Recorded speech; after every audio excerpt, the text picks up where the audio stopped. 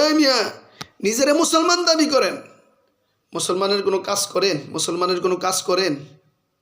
বছরটা শুরু করছেন আতশবাজি ফুটাইয়া পুরা ঢাকা শহর আনাচে কানাচে সব জায়গায় কত কিছু বাজাইছে আল্লাহ। আর সারাটা ঢাকা শহরের উপরের দিকে তাকাইলে দেখা গেছে খালি তারকার মতো জ্বলতেছে আগুনের এই আতশবাজি কয় না যেগুলো, নাম তো জানি না, এগুলো সমানে ফুটাইছে।